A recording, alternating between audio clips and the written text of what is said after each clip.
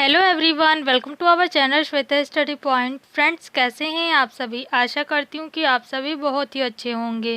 Friends, आज का हमारा टॉपिक है ऑब्जेक्टिव क्वेश्चंस। आज के हमारे इस वीडियो में हम परिस्थिति एवं भूमिका से संबंधित कुछ ऑब्जेक्टिव क्वेश्चंस के विषय में जानेंगे। फ्रेंड्स, परिस्थिति और भूमिका ये सोशियोलॉजी का बहुत ही इम्पोर्टेंट टॉपिक है जो कि अक्सर सोशियोलॉजी के क्वेश्चन पेपर में पूछा जाता है।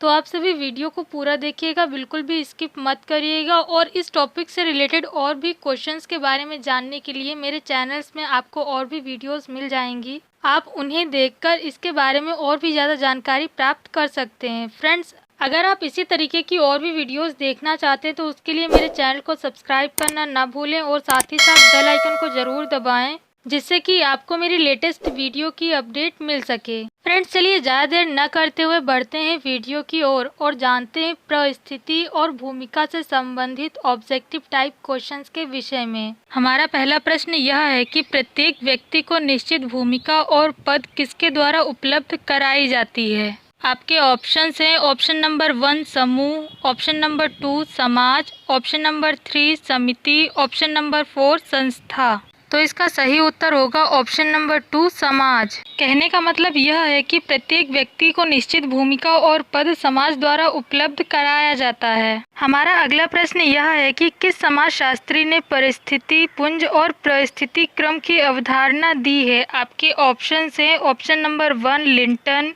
Option number 2 Herbert Spencer, option number 3 Merton, option number 4 Radcliffe Brown. तो इसका सही उत्तर होगा ऑप्शन नंबर 3 मर्टन। कहने का मतलब यह है कि मर्टन ने ही परिस्थिति पुंज और परिस्थिति क्रम की अवधारणा दी है। हमारा तीसरा प्रश्न यह है कि जब एक तस्कर किसी समाज सेवक के रूप में लोक कल्याणकारी कार्यों के लिए आर्थिक सहायता देता है तो इसे क्या कहा जाएगा? आपके ऑप्शंस हैं ऑप्शन नंबर 1 गुप्त भूमिका, ऑप्शन नंबर 2 अनुभवात्मक भूमिका, ऑप्शन नंबर 3 अर्जित भूमिका, ऑप्शन नंबर 4 कल्याणकारी भूमिका। तो इसका सही उत्तर होगा ऑप्शन नंबर 2 अनुभवात्मक भूमिका।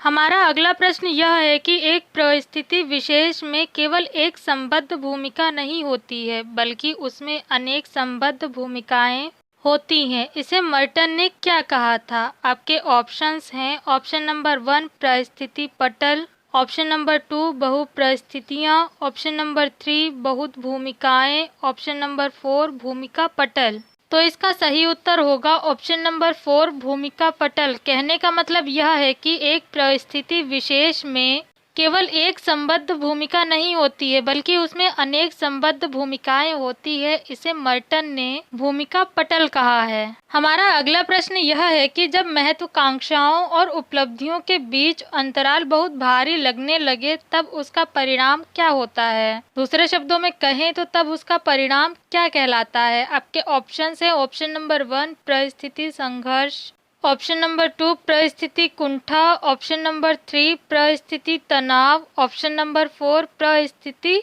प्रतीक। तो इसका सही उत्तर होगा ऑप्शन नंबर 2 परिस्थिति कुंठा। हमारा अगला प्रश्न यह है कि चिकित्सा शास्त्र के छात्र की क्रमिक रूप से आने वाली अभियंत्रण आवासीय और स्वतंत्र परिस्थितियों को समाजशास्त्रीय शब्दों में क्या कहा जाता है? आपके ऑप्शंस हैं ऑप्शन नंबर 1 परिस्थिति क्रम, ऑप्शन नंबर 2 परिस्थिति समूह, ऑप्शन नंबर 3 परिस्थिति पटल, ऑप्शन नंबर 4 अर्जित परिस्थिति। तो इसका सही उत्तर होगा ऑप्शन नंबर 1 परिस्थिति क्रम।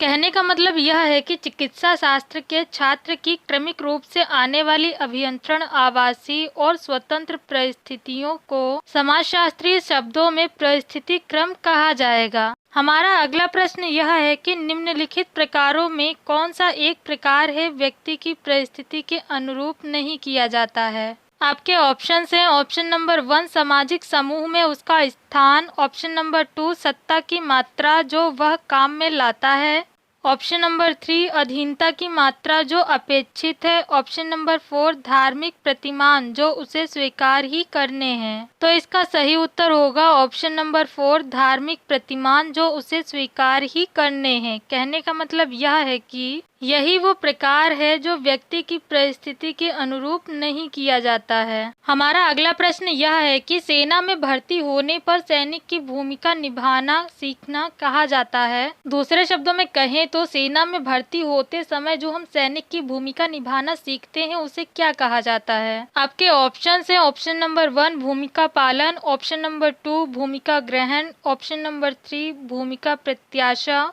ऑप्शन नंबर 4 भूमिका संकुल। तो इसका सही उत्तर होगा ऑप्शन नंबर 2 भूमिका ग्रहण। कहने का मतलब यह है कि सेना में भर्ती होने पर सैनिक की भूमिका को निभाना सीखना भूमिका ग्रहण कहा जाता है। हमारा अगला प्रश्न है परिस्थिति समूह प्रतिपादित किया गया था। कहने का मतलब यह है कि परिस्थिति समूह किसके द्वारा प्रतिपादित किया गया था।